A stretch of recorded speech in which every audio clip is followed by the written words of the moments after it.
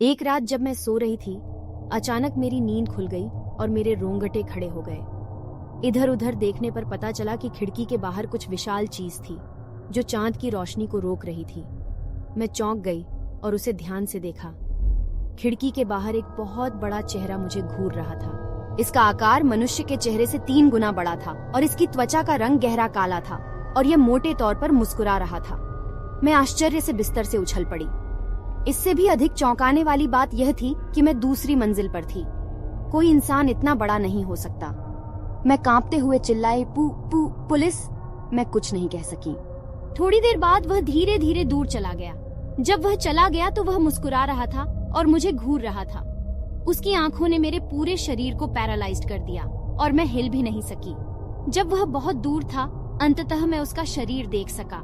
यह एक बहुत बड़ा दानव था जो देखने में ऐसा लगता था मानो इसकी ऊंचाई 12 फीट हो। इसके पैरों की लंबाई टेलीफोन के खंभे की तरह दिखती थी।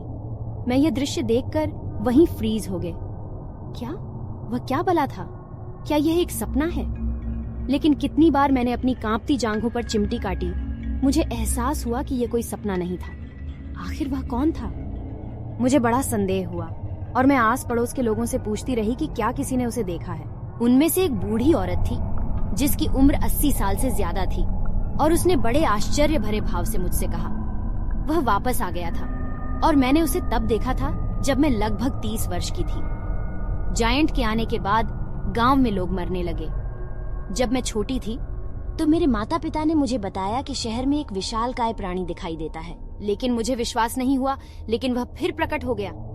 जल्द ही इस गांव में लगातार मौतें होंगी। उस दिन के बाद सचमुच गांव में लोग मरने लगे, लेकिन जो लोग मरे वे सभी उपद्रवी थे।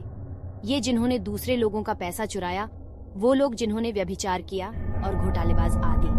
दर्जनों लोगों की अज्ञात कारणों से रहस्यमयी मौतें हो चुकी हैं। वे सभी रात भर में अपने शरीर को छोटी गेंदों में दबाए हुए रूप में पाए गए, लेकिन पुलिस और डॉक्टरों को कोई सटीक सबूत नहीं मिल सका कि उनकी मौत इस तरह क्यों हुई।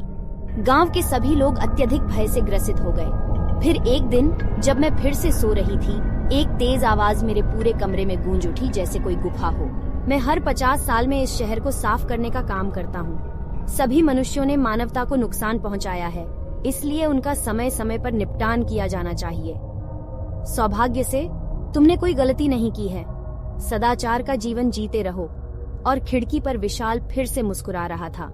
मैं डर के मारे चुप हो गई, लेकिन उसके कदमों की भारी सोच के साथ वह धीरे धीरे दूर चला गया और तब से मैंने उसकी आवाज नहीं सुनी।